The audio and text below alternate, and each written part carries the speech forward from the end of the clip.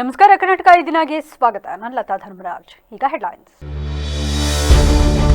ಅಧಿಕಾರದ ದರ್ಪದಿಂದ ಬಡವರ ಮನೆ ನೆಲಸಮ. ಯಸಳೂರು ವಲಯ ಅರಣ್ಯಾಧಿಕಾರಿ ವಿರುದ್ಧ ಕ್ರಮಕ್ಕೆ ದಲಿತ ಮತ್ತು ಪ್ರಗತಿಪರ ಸಂಘಟನೆಗಳಿಂದ ಒತ್ತಾಯ. ಶಾಸಕ ಸಿಮೆಂಟ್ ಮಂಜು ಸಾಥ್. ಹಸಿ ಶುಂಠಿಗೆ ವೈರಸ್, ಬೆಳೆ ನಾಶ, ಸೂಕ್ತ ಪರಿಹಾರಕ್ಕೆ ಒತ್ತಾಯ. ನಕಲಿ ಮಾರಾಟಗಾರರ ಕಡಿವಾಣಕ್ಕೆ ಆಗ್ರಹಿಸಿ ಪ್ರತಿಭಟನೆ. ಜಿಲ್ಲಾ ಯುವ ಕಾಂಗ್ರೆಸ್ ವತಿಯಿಂದ ಯುವ ಪರ್ವ ಕಾರ್ಯಕ್ರಮ ಜುಲೈ 20ರಂದು ಚನ್ನರಾಯಪಟ್ಟಣದಲ್ಲಿ ಆಯೋಜನೆ. ಯುವ ಕಾಂಗ್ರೆಸ್ ರಾಜ್ಯ ಪ್ರಧಾನ ಕಾರ್ಯದರ್ಶಿ ಶಶಾಂಕ್ ಗೋಪಾಲಸ್ವಾಮಿ ಮಾಹಿತಿ.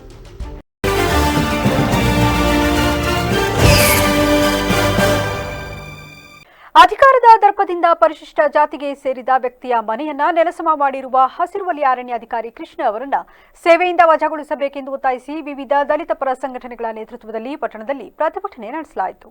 ಸಕಲೇಶಪುರ ತಾಲೂಕಿನ ಯಸಳೂರು ಹೋಬಳಿಯ ಮರಡಿಕೆರೆ ಗ್ರಾಮದ ಪರಿಶಿಷ್ಟ ಜಾತಿಗೆ ಸೇರಿದ ಪ್ರಿಯಾ ಶೋಭರಾಜು ಎಂಬುವರು ವಾಸಕ್ಕೆ ಮನೆ ಇಲ್ಲದ ಕಾರಣ ಯಸಳೂರು ಗ್ರಾಮ ಪಂಚಾಯಿತಿಗೆ ಮನೆ ಮಂಜೂರಾತಿಗಾಗಿ ಅರ್ಜಿ ಸಲ್ಲಿಸಿದ್ರು. ಗ್ರಾಮ ಪಂಚಾಯಿತಿಯ ಅನುದಾನದಲ್ಲಿ ಯಸಳೂರು ವ್ಯಾಪ್ತಿಯ ಸರ್ವೆ ನಂಬರ್ 361ರ ಜಾಗದಲ್ಲಿ 2 ತಿಂಗಳ ಬಾಣಂತಿಯಾಗಿದ್ದ ಅವರು ವಾಸದ ಮನೆಯನ್ನ ನಿರ್ಮಿಸಿಕೊಂಡಿದ್ರು. ಆದರೆ ಜುಲೈ 4ರಂದು ಯಸಳೂರು ವಲಯ ಅರಣ್ಯಾಧಿಕಾರಿ ಕೃಷ್ಣ ಮತ್ತು ಗುರುಪಾದಪ್ಪ ನಾಯ್ಕ ಅವರು ಈ ಮನೆಯನ್ನ ಸಂಪೂರ್ಣ ನಾಶಪಡಿಸಿದಷ್ಟೇ ಅಲ್ಲ, ಶೋಭರಾಜು ಎಂಬುವರಿಗೆ ಅವಾಚ್ಯ ಶಬ್ದಗಳಿಂದ ನಿಂದನೆ ಮಾಡಿ ಹಲ್ಲೆ ನಡೆಸಿದ್ದಾರೆ ಎನ್ನಲಾಗಿದೆ. ಈ ಹೇಯ ಕೃತ್ಯ ಇಡೀ ನಾಗರಿಕ ಸಮಾಜ ತಲೆ ತಗ್ಗಿಸುವಂತಿದೆ.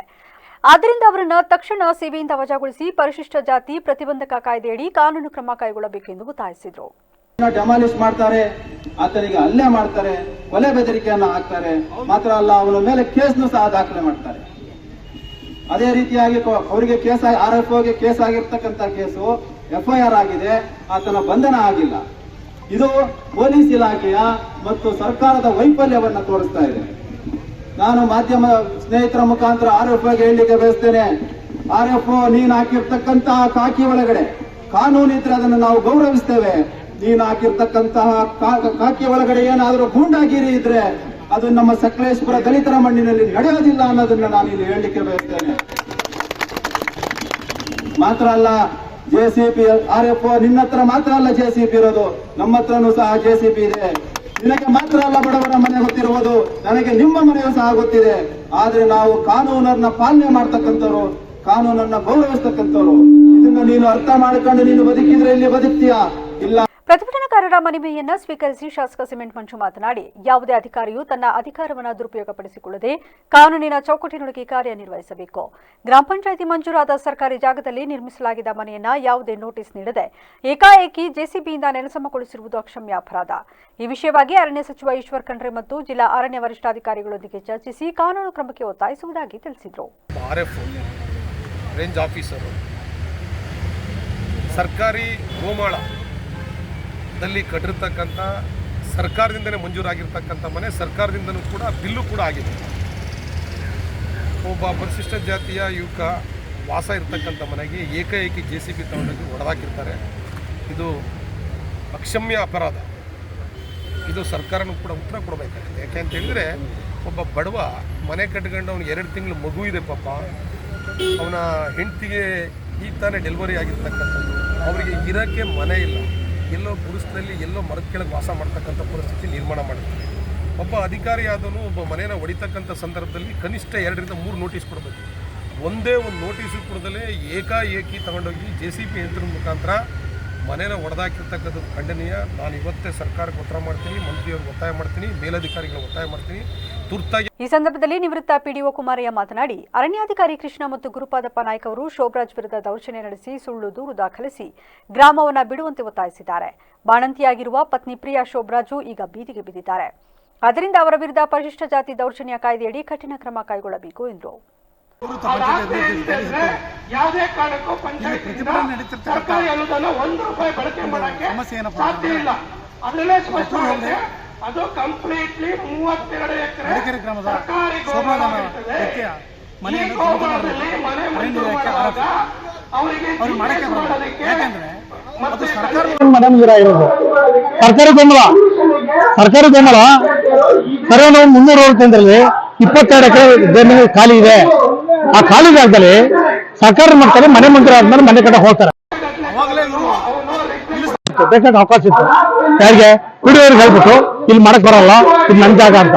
ಅವ್ರೇನು ಮಾಡೇ ಇಲ್ಲ. ಯಾರು RFO ಅನ್ನೋರು ಮನೆ ಕಟ್ಟಿ 2 ಲಕ್ಷ ಬಿಲ್ಲನ್ನು ಪಡೆದೇನೆ ಆ ಮನೆ ವಾಸ ಇದ್ದಾರೆ, ಗಂಡ ಹೆಂಡತಿ ಅಲ್ಲ. ಈಗ ಅದೇ ಚಿಕ್ಕ ಮಗು ಇದೆ, ಕೂಲಿ ಮಾಡ್ತಿರ್ತಾರೆ. ಆ ವ್ಯಕ್ತಿ ಮೇಲೆ ಏಕಾಏಕಿ ದೌರ್ಜನ್ಯ ಮಾಡ್ತಾರೆ. ಈ ಸಂದರ್ಭದಲ್ಲಿ ಬೆಳಗೋಡು ಗ್ರಾಮ ಪಂಚಾಯಿತಿ ಅಧ್ಯಕ್ಷ ಭುವನಾಕ್ಷ, ಮಾಸವಳ್ಳಿ ಚಂದ್ರು, ನಿವೃತ್ತ ಶಿಕ್ಷಣಾಧಿಕಾರಿ ಕುಮಾರಯ್ಯ, ಕಾಂಗ್ರೆಸ್ ಮುಖಂಡ ಭುವನಾಕ್ಷ, ಪುರಸಭೆಯ ಮಾಜಿ ಅಧ್ಯಕ್ಷ ಕಾಡಪ್ಪ ಸೇರಿದಂತೆ ಇತರರು ಹಾಜರಿದ್ದರು. ಹಸಿಶುಂಠಿ ಬೆಳೆಯ ವೈರಸ್ ಹಾವಳಿಯಿಂದ ಉಂಟಾಗಿರುವ ಬೆಳೆನಾಶಕ್ಕೆ ತುರ್ತು ಪರಿಹಾರ ನೀಡಬೇಕು ಹಾಗೂ ತಾಂತ್ರಿಕ ಸಹಾಯದ ಜೊತೆಗೆ ನಕಲಿ ಕೃಷಿ ಉತ್ಪನ್ನಗಳ ವಿರುದ್ಧ ಕ್ರಮಕ್ಕೆ ಆಗ್ರಹಿಸಿ ಕರ್ನಾಟಕ ರಾಜ್ಯ ಹಸಿಶುಂಠಿ ವರ್ತಕರು ಮತ್ತು ಬೆಳೆಗಾರರ ಸಂಘದವರು ನಗರದಲ್ಲಿಂದು ಪ್ರತಿಭಟನೆ ನಡೆಸಿದರು. ಹೇಮಾವತಿ ಪ್ರತಿಮೆ ಬಳಿಯಿಂದ ಡಿಸಿ ಕಚೇರಿವರೆಗೆ ಮೆರವಣಿಗೆ ನಡೆಸಿ ಸರ್ಕಾರ, ಜಿಲ್ಲಾಡಳಿತ ನಮ್ಮ ನೆರವಿಗೆ ಬರಬೇಕು ಎಂದು ಮನವಿ ಮಾಡಿದರು. ಈ ವೇಳೆ ಮಾತನಾಡಿದ ಪ್ರತಿಭಟನಾಕಾರರು, ಜಿಲ್ಲೆಯಾದ್ಯಂತ ಹಸಿಶುಂಠಿ ಬೆಳೆ ಅಂಗಮಾರಿ ಹಾಗೂ ವೈರಸ್ನಿಂದ ಬಹುತೇಕ ಒಣಗಿ ಹೋಗುತ್ತಿದೆ. ಈ ರೋಗವು ಅತಿ ವೇಗವಾಗಿ ಹರಡುತ್ತಿದ್ದು ಯಾವುದೇ ಔಷಧಿಗಳಿಂದ ನಿಯಂತ್ರಣಕ್ಕೆ ಬರುತ್ತಿಲ್ಲ. ಇದರಿಂದ ರೈತರು ತಮ್ಮ ಸಂಪೂರ್ಣ ಹೂಡಿಕೆ ಕಳೆದುಕೊಂಡು ಆರ್ಥಿಕ ಸಂಕಷ್ಟಕ್ಕೆ ಸಿಲುಕಿದ್ದಾರೆ. ಅಲ್ಲದೆ ನಕಲಿ ಮತ್ತು ಕಡಿಮೆ ಗುಣಮಟ್ಟದ ಔಷಧಿ, ರಸಗೊಬ್ಬರ ಮಾರಾಟಗಾರರ ವಿರುದ್ಧ ಕಾನೂನು ಕ್ರಮ ಕೈಗೊಳ್ಳಬೇಕು ಎಂದು ಮನವಿ ಮಾಡಿದರು.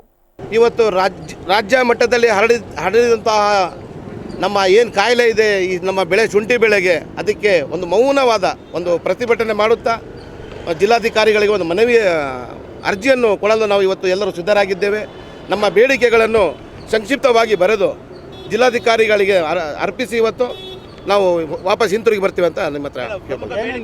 ನಮ್ಮ ಬೇಡಿಕೆಗಳು ಏನಂತ ಹೇಳಿದರೆ, ಬೆಳೆ ನಾಶ ಪರಿಶೀಲನೆಗಾಗಿ ಜಿಲ್ಲಾ ಮಟ್ಟದ ತಜ್ಞರ ಸಮಿತಿಯನ್ನು ರಚಿಸಿ ನಷ್ಟದ ಅಂದಾಜು ನಡೆಸಿ ರೈತರಿಗೆ ತ್ವರಿತ ಆರ್ಥಿಕ ಪರಿಹಾರ ಘೋಷಿಸಬೇಕು. ಕೃಷಿ ವಿಶ್ವವಿದ್ಯಾಲಯದ ವಿಜ್ಞಾನಿಗಳು, ರೋಗ ತಜ್ಞರು ಮತ್ತು ಕೀಟ ನಿಯಂತ್ರಣ ತಜ್ಞರ ತಂಡವರು ರೈತರು ಬೆಳೆದಿರುವ ಬೆಳೆಯನ್ನು ಪರಿಶೀಲಿಸಿ ಉಳಿದ ಬೆಳೆಯನ್ನು ರಕ್ಷಿಸಲು ತಕ್ಷಣದ ಕ್ರಮ ಕೈಗೊಳ್ಳಬೇಕು. ನಕಲಿ ಮತ್ತು ಕಡಿಮೆ ಗುಣಮಟ್ಟದ ಔಷಧಿ ಹಾಗೂ ರಸಗೊಬ್ಬರ ಮಾರಾಟಗಾರರ ವಿರುದ್ಧ ಕಾನೂನು ಕ್ರಮ, ಲೈಸೆನ್ಸ್ ರದ್ದತಿ ಮತ್ತು ದಂಡ ವಿಧಿಸುವ ಕಟ್ಟುನಿಟ್ಟಿನ ವ್ಯವಸ್ಥೆ ಜಾರಿಗೆ ತರಬೇಕು. ಕೃಷಿ ಉತ್ಪನ್ನ ಅಂಗಡಿಗಳಿಗೆ ಸರ್ಕಾರಿ ಸೂಚನೆ ನೀಡಿ ರೈತರಿಗೆ ಪ್ರಮಾಣಿತ ಉತ್ಪನ್ನಗಳನ್ನು ಸಮಂಜಸ ದರದಲ್ಲಿ. ಈ ವೇಳೆ ಸಂಘದ ಅಧ್ಯಕ್ಷ ಸೈಯದ್ ಜಾಫರ್, ಉಪಾಧ್ಯಕ್ಷ ವಿಶ್ವನಾಥ್, ಮೊಹಮ್ಮದ್ ಅನೀಶ್ ಸೇರಿದಂತೆ ಮೊದಲಾದವರು ಹಾಜರಿದ್ದರು. ಚನ್ನರಾಯಪಟ್ಟಣದ ಸರ್ಕಾರಿ ಮಾಧ್ಯಮಿಕ ಶಾಲಾ ಆವರಣದಲ್ಲಿ ಜುಲೈ 20ರಂದು ಭಾನುವಾರ ಜಿಲ್ಲಾ ಯುವ ಕಾಂಗ್ರೆಸ್ ವತಿಯಿಂದ ಯುವ ಪರ್ವ ಕಾರ್ಯಕ್ರಮ ಹಮ್ಮಿಕೊಳ್ಳಲಾಗಿದೆ ಎಂದು ಯುವ ಕಾಂಗ್ರೆಸ್ ರಾಜ್ಯ ಪ್ರಧಾನ ಕಾರ್ಯದರ್ಶಿ ಶಶಾಂಕ್ ಗೋಪಾಲಸ್ವಾಮಿ ತಿಳಿಸಿದರು. ಹಾಸನದಲ್ಲಿಂದು ಪತ್ರಿಕಾಗೋಷ್ಠಿಯಲ್ಲಿ ವಿಷಯ ತಿಳಿಸಿದ ಅವರು, ಕಾರ್ಯಕ್ರಮದ ಪ್ರಮುಖ ಉದ್ದೇಶಗಳೆಂದರೆ, ಅಂದು ಜಿಲ್ಲಾ ಯುವ ಕಾಂಗ್ರೆಸ್ಗೆ ಕಳೆದ ಆಗಸ್ಟ್ನಲ್ಲಿ ಚುನಾಯಿತರಾದ ಪದಾಧಿಕಾರಿಗಳ ಪದಗ್ರಹಣ ನಡೆಯಲಿದೆ. ಕಾರ್ಯಕ್ರಮಕ್ಕೆ ಕಂದಾಯ ಸಚಿವ ಕೃಷ್ಣ ಬೈರೇಗೌಡ, ಮಾಜಿ ಸಂಸದ ಡಿಕೆ ಸುರೇಶ್, ಸಂಸದ ಶ್ರೇಯಸ್ ಪಟೇಲ್, ಅರಸೀಕೆರೆ ಶಾಸಕ ಹಾಗೂ ಕರ್ನಾಟಕ ಗೃಹ ನಿರ್ಮಾಣ ಮಂಡಳಿ ಅಧ್ಯಕ್ಷ ಕೆಎಂ ಶಿವಲಿಂಗೇಗೌಡ ಸೇರಿದಂತೆ ಜಿಲ್ಲೆಯ ಅನೇಕ ಗಣ್ಯರು ಭಾಗವಹಿಸಲಿದ್ದಾರೆ ಎಂದರು. ಎಲ್ಲ ನನ್ನ ಮಾಧ್ಯಮ ಮಿತ್ರರಿಗೆ ನಮಸ್ಕಾರ. 20/7/2025 ಇದೇ ಭಾನುವಾರ ಚನ್ನರಾಯಪಟ್ಟಣ ಯುವ ಕಾಂಗ್ರೆಸ್ನ ವತಿಯಿಂದ ಯುವ ಪರ್ವ ಎಂಬ ಸಮಾವೇಶವನ್ನು ಮಾಡ್ತಾಯಿದ್ದೀವಿ. ಈ ಸಮಾವೇಶದ ಉದ್ದೇಶ ಇಷ್ಟೇ. ಈಗ ಆಗಸ್ಟ್ ತಿಂಗಳು 2024ರಲ್ಲಿ ನಡೆದ ಯುವ ಕಾಂಗ್ರೆಸ್ನ ಚುನಾವಣೆಯಲ್ಲಿ ನೂತನವಾಗಿ ಆಯ್ಕೆಯಾಗಿರುವಂಥ ಎಲ್ಲ ನಮ್ಮ ಜಿಲ್ಲೆಯ ಪದಾಧಿಕಾರಿಗಳಿಗೆ ಒಂದು ಪದಗ್ರಹಣ ಕಾರ್ಯಕ್ರಮ ಮಾಡ್ತಾಯಿದ್ದೀವಿ. ಈ ಕಾರ್ಯಕ್ರಮಕ್ಕೆ ಮುಖ್ಯವಾಗಿ ಕರ್ನಾಟಕ ಸರ್ಕಾರದ ಕಂದಾಯ ಸಚಿವರಾದಂತಹ ಕೃಷ್ಣ ಬೈರೇಗೌಡರು ಹಾಗೂ ಸಚಿವರಾದಂಥ ರಾಜಣ್ಣನವರು ಹಾಗೂ ಮಾಜಿ ಸಂಸದರಾದಂಥ ಡಿ ಕೆ ಸುರೇಶ್ರವರು ಹಾಗೂ ನಮ್ಮ ಶಿವಾಜಿನಗರ ಶಾಸಕರಾದಂಥ ರಿಜ್ವಾನ್ ಅರ್ಷದ್ ಅವರು ಹಾಗೂ ಮಾಜಿ ರಾಷ್ಟ್ರೀಯ ಯುವ ಕಾಂಗ್ರೆಸ್ನ ಅಧ್ಯಕ್ಷರಾದಂಥ BV ಶ್ರೀನಿವಾಸರವರು ಹಾಗೂ ನಮ್ಮ ನೆಚ್ಚಿನ ನಾಯಕರು ಹಾಗೂ ನಮ್ಮ ಸಹೋದರರಾದಂತಹ ಜಿಲ್ಲಾ ಯುವ ಕಾಂಗ್ರೆಸ್ ಅಧ್ಯಕ್ಷ ರಂಜಿತ್ ಕುರೂರ್ ಮಾತನಾಡಿ, ಕಾರ್ಯಕ್ರಮದಲ್ಲಿ ಸುಮಾರು 7ರಿಂದ 8 ಸಾವಿರ ಯುವಕರು ಭಾಗವಹಿಸಲಿದ್ದಾರೆ. ಅದಕ್ಕೂ ಮುನ್ನ ಪಟ್ಟಣದ ಮಕಾನ್ ಹತ್ತಿರದಿಂದ ಪಟ್ಟಣದ ಮುಖ್ಯ ಬೀದಿಗಳಲ್ಲಿ ಶಾಲಾ ಆವರಣದವರೆಗೆ ಬೈಕ್ ರ್ಯಾಲಿ ಏರ್ಪಡಿಸಲಾಗಿದೆ. ಜಿಲ್ಲೆಯ ಎಲ್ಲ ತಾಲೂಕಿನಿಂದ ಹೆಚ್ಚಿನ ಸಂಖ್ಯೆಯಲ್ಲಿ ಯುವಕರು ಭಾಗವಹಿಸಿ ಕಾರ್ಯಕ್ರಮ ಯಶಸ್ವಿಗೊಳಿಸುವಂತೆ ಮನವಿ ಮಾಡಿದರು. ಇದೇ 20ನೇ ತಾರೀಕು ಭಾನುವಾರ ಚನ್ನರಾಯಪಟ್ಟಣದಲ್ಲಿ ಯುವ ಪರ್ವ ಎಂಬ ಹೆಸರಿನಲ್ಲಿ ಯುವ ಕಾಂಗ್ರೆಸ್ನ ಒಂದು ಬೃಹತ್ ಸಮಾವೇಶವನ್ನು ಆಯೋಜನೆ ಮಾಡಿದ್ವಿ. ಈ ಒಂದು ಕಾರ್ಯಕ್ರಮದ ಕುರಿತಾಗಿ ಈ ದಿನ ನಾವು ಪತ್ರಿಕಾಗೋಷ್ಠಿಯನ್ನು ಆಯೋಜನೆ ಮಾಡಿರೋದು. ಈ ಒಂದು ಪತ್ರಿಕಾಗೋಷ್ಠಿಯನ್ನು ಉದ್ದೇಶಿಸಿ ನಮ್ಮ ರಾಜ್ಯ ಯುವ ಕಾಂಗ್ರೆಸ್ನ ಪ್ರಧಾನ ಕಾರ್ಯದರ್ಶಿಗಳಾದಂತಹ ಶಶಾಂಕ್ ಗೋಪಾಲಸ್ವಾಮಿ ಅವರು ಪತ್ರಿಕಾಗೋಷ್ಠಿಯಲ್ಲಿ ಜಿಲ್ಲಾ ಯುವ ಕಾಂಗ್ರೆಸ್ ಪದಾಧಿಕಾರಿಗಳಾದ ವೇಣುಗೋಪಾಲ, ನವೀನ್, ಸಾಗರ್, ಸುರಾಗ್ಮೂರ್ತಿ ಇತರರು ಹಾಜರಿದ್ದರು. ಟೈಮ್ಸ್ ಇಂಟರ್ನ್ಯಾಷನಲ್ ಶಾಲೆ ಹಾಗೂ Rotary Club of Hassan Royal ಸಹಯೋಗದಲ್ಲಿ 10,000 ಗಿಡ ವಿತರಣೆ ಹಾಗೂ ನೆಡುವ ಕಾರ್ಯಕ್ರಮದ ಉದ್ಘಾಟನೆ ಜುಲೈ 19ರಂದು ನಡೆಯಲಿದೆ ಎಂದು ಟೈಮ್ಸ್ ಶಿಕ್ಷಣ ಸಂಸ್ಥೆ ಕಾರ್ಯದರ್ಶಿ ಟೈಮ್ಸ್ ಗಂಗಾಧರ್ ಬಿಕೆ ತಿಳಿಸಿದರು. ಹಾಸನದಲ್ಲಿಂದು ಪತ್ರಿಕಾಗೋಷ್ಠಿಯಲ್ಲಿ ಮಾತನಾಡಿದ ಅವರು, ಅಂದು ಬೆಳಗ್ಗೆ 9:30ಕ್ಕೆ ವಿಜಯನಗರದ ಟೈಮ್ಸ್ ಶಾಲಾ ಆವರಣದಲ್ಲಿ ಕಾರ್ಯಕ್ರಮ ನಡೆಯಲಿದೆ. ಮುಖ್ಯ ಅತಿಥಿಗಳಾಗಿ ರೋಟರಿ ಜಿಲ್ಲಾ governor Rotarian K Palaksha, assistant governor ವಲಯ ರೊಟೇರಿಯನ್ ಮಂಜುನಾಥ್, ಝೋನಲ್ ಲೆಫ್ಟಿನೆಂಟ್ ವಲಯ ರೊಟೇರಿಯನ್ ಮಮತಾ ಪಟೇಲ್ ಭಾಗವಹಿಸಲಿದ್ದಾರೆ. ಹಸಿರು ಸಿರಿ ಸಸ್ಯೋತ್ಸವ ಕಾರ್ಯಕ್ರಮವನ್ನು ಕಳೆದ 2 ವರ್ಷಗಳಿಂದ ನಡೆಸಿಕೊಂಡು ಬರಲಾಗುತ್ತಿದೆ. ಪರಿಸರ ಬೆಳೆಯಬೇಕು, ಹಸಿರು ವೃದ್ಧಿಗಾಗಿ ಜಾಗೃತಿ ಮೂಡಿಸಬೇಕು ಎಂಬುದು ನಮ್ಮ ಕಾರ್ಯಕ್ರಮದ ಉದ್ದೇಶ ಎಂದರು. 2 ವರ್ಷದಿಂದನೂ ನಾವು ಒಂದು ಕಾರ್ಯಕ್ರಮನ ಹಮ್ಮಿಕೊಂಡು ಬರ್ತಿದ್ವಿ. 10,000 ಗಿಡಗಳು ನೆಡಬೇಕು ಅನ್ನೋ ಒಂದು ಕಾರ್ಯಕ್ರಮದಲ್ಲಿ ಟೈಮ್ ಸಸ್ಯೋತ್ಸವ ಅಂತೇಳಿ ಕಳೆದ 2 ಬಾರಿನೂ ಕೂಡ ತುಂಬ ಸಕ್ಸಸ್ಫುಲ್ ಆಗಿ ಮಾಡ್ಕೊಂಡು ಬಂದಿದ್ವಿ. ಈ ವರ್ಷ ಇದೇ ಕಾರ್ಯಕ್ರಮನ ನಮ್ಮ ರಾಯಲ್ಸ್ನ ಟೈಮ್ಸ್ ಏನು ನಮ್ಮ ರೋಟರಿ ರಾಯಲ್ಸ್ನ ಒಂದು ಸಹಯೋಗದೊಂದಿಗೆ ಈ ಒಂದು ಕಾರ್ಯಕ್ರಮನ ಈ ವರ್ಷ ಹಮ್ಮಿಕೋಬೇಕು ಅಂತ ಹೇಳಿ ಇದೇ ಶನಿವಾರ ಬೆಳಗ್ಗೆ 10:30ಕ್ಕೆ ಟೈಮ್ ಸ್ಕೂಲ್ನ ಆವರಣದಲ್ಲಿ, ಟೈಮ್ಸ್ ಇಂಟರ್ನ್ಯಾಷನಲ್ ಸ್ಕೂಲ್ ವಿಜಯನಗರ ಆವರಣದಲ್ಲಿ 10,000 ಗಿಡಗಳ ನೆಡುವ ಒಂದು ಕಾರ್ಯಕ್ರಮದ ಇನಾಗ್ರಲ್ ಪ್ರೋಗ್ರಾಮ್ಸ್ ಇರುತ್ತೆ. ನಮ್ಮಲ್ಲಿ 1,500 ಮಕ್ಕಳಿದ್ದಾರೆ. ಅವ್ರಿಗೆ 2 ಗಿಡ ಅಂದರೆ 3,000 ಗಿಡನ ಅವತ್ತು ಡಿಸ್ಟ್ರಿಬ್ಯೂಟ್ ಮಾಡಬೇಕು ಅನ್ನೋ ಒಂದು ಪ್ಲ್ಯಾನ್ನ ಮಾಡ್ಕೊಂಡಿದ್ವಿ. ಆಲ್ರೆಡಿ ಪ್ಲ್ಯಾನಲ್ಲಿ ಎಕ್ಸಿಕ್ಯೂಷನ್ ಲೆವೆಲಲ್ಲಿ ಬಂದಿದೆ. ಇದಕ್ಕೆ ನಿಮ್ಮೆಲ್ಲರ ಸಹಕಾರ ಇರಬೇಕು. ಹಾಗೆ ಇದಕ್ಕೊಂದು ಪ್ರಚಾರ ಕೋರಬೇಕು. ಏನಂದರೆ ಪ್ರತಿಯೊಬ್ಬರದು ನಮ್ಮದೊಂದು ರೆಸ್ಪಾನ್ಸಿಬಲ್ ಆಗಿದೆ ಇದು. ನಾವೊಬ್ಬರು ಸೋಷಿಯಲ್ ಕನ್ಸರ್ನ್ ಆಗಿ ಸಣ್ಣ ಮಕ್ಕಳಿಂದನೇ ನೇಚರ್ ಬಗ್ಗೆ ನಾವೊಂದು ಅವೇರ್ನೆಸ್ನ ಕ್ರಿಯೇಟ್ ಮಾಡಿದ್ರೆ ನಾಳಿನ ದಿನಗಳಲ್ಲಿ ಮಕ್ಕಳಿಗೆ ಇದ್ರ ಜೊತೆ ಹೊಂದ್ಕೊಳ್ಳೋ. ಸುದ್ದಿಗೋಷ್ಠಿಯಲ್ಲಿ ಟೈಮ್ ಶಿಕ್ಷಣ ಸಂಸ್ಥೆ ಪ್ರೌಢಶಾಲಾ ವಿಭಾಗದ ಕೋಆರ್ಡಿನೇಟರ್ ಸುಧೀರ್, ರೋಟರಿ ರಾಯಲ್ಸ್ ಕಾರ್ಯದರ್ಶಿ ಬಿ ರವಿಕುಮಾರ್, ಖಜಾಂಚಿ ಎಚ್.ಕೆ. ದಿಲೀಪ್ ಕುಮಾರ್ ಹಾಜರಿದ್ದರು. ಸರ್ಕಾರ ಮಂಜೂರು ಮಾಡಿರುವ ಜಾಗದಲ್ಲಿ ಕೃಷಿ ಚಟುವಟಿಕೆ ನಡೆಸಲು ಅಧಿಕಾರಿಗಳು ಇಲ್ಲಸಲ್ಲದ ಕಿರುಕುಳ ನೀಡುತ್ತಾ ಮಾನಸಿಕ ನೆಮ್ಮದಿಯನ್ನ ಹಾಳು ಮಾಡುತ್ತಿದ್ದಾರೆ ಎಂದು ಶಿವರಾಜ್ ಆರೋಪಿಸಿದರು. ಸಕಲೇಶಪುರದಲ್ಲಿಂದು ಸುದ್ದಿಗೋಷ್ಠಿಯಲ್ಲಿ ಮಾತನಾಡಿದ ಅವರು, ತಾಲೂಕಿನ ಹಾನ್ಬಾಳ್ ಹೋಬಳಿ ಜಂಬರಡಿ ಗ್ರಾಮದ ಸರ್ವೆ ನಂಬರ್ 209 ಪೈಕಿ ದುರಸ್ತಾಗಿ ಹೊಸ ಸರ್ವೆ ನಂಬರ್ 300ರಲ್ಲಿ 4 ಎಕರೆ ವಿಸ್ತೀರ್ಣದ ಜಮೀನು ಈರಯ್ಯ ಬಿನ್ ಕೋಮಾರಯ್ಯ ಅವರಿಗೆ ಮಂಜೂರಾಗಿದ್ದು, ಮಂಜೂರಿನ ದಿನದಿಂದಲೂ ನಾವು ಜಮೀನಿಗೆ ಬೇಲಿ ಹಾಕಿ ಸ್ವಚ್ಛಗೊಳಿಸಿಕೊಂಡು ಬಂದಿದ್ದೇವೆ. ಆದರೆ ಹಣಕಾಸಿನ ತೊಂದರೆಯಿಂದ ಈ ಜಮೀನನ್ನು ಅಭಿವೃದ್ಧಿಪಡಿಸಲು ಸಾಧ್ಯವಾಗಿಲ್ಲ. ಇತ್ತೀಚೆಗೆ ಕೃಷಿ ಚಟುವಟಿಕೆಗೆ ಮುಂದಾಗಿದ್ದು ಬ್ಯಾಂಕ್ ಸಾಲ, ಕೈ ಸಾಲ ಹಾಗೂ ಬಡ್ಡಿ ಸಾಲ ಪಡೆದು ಸ್ಥಳದಲ್ಲಿ ಕೃಷಿ ಕಾರ್ಯ ಆರಂಭಿಸಿದ್ದೇವೆ. ಈ ವೇಳೆ ದಿಣ್ಣಿಕೆರೆ ವಾಸಿಗಳಾದ ಲಕ್ಷ್ಮಣ್ ಸೇರಿದಂತೆ ಇತರರು ಅಕ್ರಮ ಉದ್ದೇಶದಿಂದ ಸುತ್ತಮುತ್ತಲಿನ ಹಾದಿಗೆ, ಮರಹಾದಿಗೆ, ದಿಣ್ಣಿಕೆರೆ, ಮದನಾಪುರ ಗ್ರಾಮಸ್ಥರಿಗೆ ಸುಳ್ಳು ಮಾಹಿತಿ ನೀಡುತ್ತಾ ಜಂಬರಡಿ ಗ್ರಾಮದ ಸರ್ವೆ ನಂಬರ್ 209ರ ಜಮೀನಿನಲ್ಲಿ ನಿವೇಶನ ನೀಡುತ್ತೇವೆ ಎಂದು ಹೇಳಿ ಪ್ರತಿಯೊಬ್ಬರಿಗಿಂತ 1,000 ರೂಪಾಯಿ ವಸೂಲಿ ಮಾಡಿಕೊಂಡಿದ್ದಾರೆ ಎಂದು ಆರೋಪಿಸಿದರು. ರಾಮಕೃಷ್ಣ ಹೆಗಡೆ ಕಾಲದಲ್ಲಿ ನಮಗೆ ರೆಕಾರ್ಡ್ ಸಿಕ್ಕಿರೋಂಥ ಜಾಗ ನಮ್ಮ ತಂದೆಯವರು. ಅದು ನಾವು ಈಗ ಏನಾದರೂ ಚಿಕ್ಕ ಸಮಸ್ಯೆಗಳು ದೊಡ್ಡವೆಲ್ಲ ಇದ್ದು ಅದರಿಂದ ಏನು ಕೆಲಸ ಮಾಡೋಕ್ಕಾಗಿರಲಿಲ್ಲ. ನಾವು ಅದನ್ನು ಈಗ ನಾವೆಲ್ಲ ಒಂದು ಸ್ವಲ್ಪ ಒಂದು ಹಂತಕ್ಕೆ ಬಂದಮೇಲೆ ಈಗ ನಾವು ಅದ್ರದ್ದು ಕೆಲಸನ ಮಾಡ್ಕೊಳಕ್ಕೆ ಹೊರಟಿದ್ವಿ. ನಾವು ಒಂದು ಬೇಲಿ ಹಾಕಿ ಸೌದೆ ಅದು ಕಟ್ಕೊಂಡು ಕೆಲಸ ಮಾಡ್ತಾಯಿದ್ವಿ. ಒಂದ್ಸಲಿ ಎಲ್ಲ ಗಿಡ ಗೆಂಡೆಗಳು ಹಾಕ್ಬಿಟ್ಟು ಅದು ಹಂಗೆ ಹಾಳ್ಬಿಟ್ಟು ಹಂಗೆ ಬಾಕಿ ಆಗಿತ್ತು. ಆಮೇಲೆ ನಾವು ಈಗೆಲ್ಲ ನಮ್ಮ ಹುಡುಗರು ಮೇಲೆ ಬಂದಾದ್ಮೇಲೆ ಆಮೇಲೆ ನಾವು ಈ ತಂತಿ ಬೇಲಿ ಹಾಕಿದ್ದು ಮರದ ಕಂಬ ನಿಲ್ಲಲ್ಲ, ಯಾವಾಗಲೂ ಬಿದ್ದೋಗ್ಬಿಡ್ತಾವೆ. ಹಾಗಾಗಿ ನಾವು ಕಲ್ಲು ಕಂಬನ ಹಾಕೋಕ್ಕೆ JCB ತಂದು ಅಲ್ಲಿ ಲೆವೆಲ್ ಮಾಡಿಸ್ಬಿಟ್ಟು ಹಾಕ್ತಿದ್ವಿ. ಆವಾಗ ನಮಗೆ HRP ನಮ್ಮದು ಅಂತ ಹೇಳಿದರು. ಆಮೇಲೆ HRP ನಮ್ಮದು ಅಂತ ಹೇಳಿದಾಗ ನಾವು AC ಹತ್ರ ಅವರದ್ರೆಲ್ಲ ಮಾತಾಡಿದಾಗ ಅದು ಕ್ಯಾನ್ಸಲ್ ಆಗಿದೆ ಬಿಡಿ, HRP ಈಗಿಲ್ಲ, ಸಕಲೇಶಪುರ ತಾಲೂಕು ಕ್ಯಾನ್ಸಲ್ ಮಾಡಿದ್ವಿ ಅಂತಂದು. ಆಮೇಲೆ ನಾವು ಅವರಿಗೂ ಹೇಳ್ಬಿಟ್ಟು ಆಮೇಲೆ ಊರವರೆಲ್ಲ ಈ ಸಂದರ್ಭದಲ್ಲಿ ಪ್ರಸನ್ನ, ಪ್ರವೀಣ್, ಪ್ರತಾಪ್ ಸೇರಿದಂತೆ ಇತರರು ಉಪಸ್ಥಿತರಿದ್ದರು. ಸರ್ಕಾರಿ ಶಾಲೆಯ ಉನ್ನತೀಕರಣಕ್ಕೆ ದಾನಿಗಳ ಸಹಕಾರ ಅತಿ ಮುಖ್ಯ ಎಂದು ಬೇಲೂರು ಕೆಡಿಪಿ ಸದಸ್ಯೆ ಸೌಮ್ಯ ಆನಂದ್ ಹೇಳಿದರು. ಬೇಲೂರು ತಾಲೂಕಿನ ಹಲ್ಮಿಡಿ ಗ್ರಾಮದ ಸರ್ಕಾರಿ ಹಿರಿಯ ಪ್ರಾಥಮಿಕ ಕನ್ನಡ ಹಾಗೂ ಆಂಗ್ಲ ಮಾಧ್ಯಮ ಪ್ರಾಥಮಿಕ ಶಾಲೆಯ ಉನ್ನತೀಕರಣಕ್ಕೆ ಸಹಾಯಧನ ನೀಡಿ ಮಾತನಾಡಿದ ಅವರು, ನಮ್ಮ ಮಾತೃಭಾಷೆ ಕನ್ನಡಕ್ಕೆ ಪ್ರಥಮ ಶಿಲಾಶಾಸನ ಇರುವ ಈ ಗ್ರಾಮದ ಶಾಲೆಯಲ್ಲಿ ಓದುವ ವಿದ್ಯಾರ್ಥಿಗಳು ನಿಜಕ್ಕೂ ಪುಣ್ಯವಂತರು. ಇಲ್ಲಿ ಕನ್ನಡದ ಜೊತೆ ಆಂಗ್ಲ ತರಗತಿಯು ಪ್ರಾರಂಭವಾಗಿರುವುದು ಹರ್ಷದಾಯಕ. ಸರ್ಕಾರಿ ಶಾಲೆಯಲ್ಲಿ ಓದುವಂತಹ ವಿದ್ಯಾರ್ಥಿಗಳು ಸಂಸ್ಕಾರಯುತ ಶಿಕ್ಷಣದೊಂದಿಗೆ ಉತ್ತಮ ನಾಗರಿಕರಾಗಿ ಬೆಳೆಯುತ್ತಾರೆ.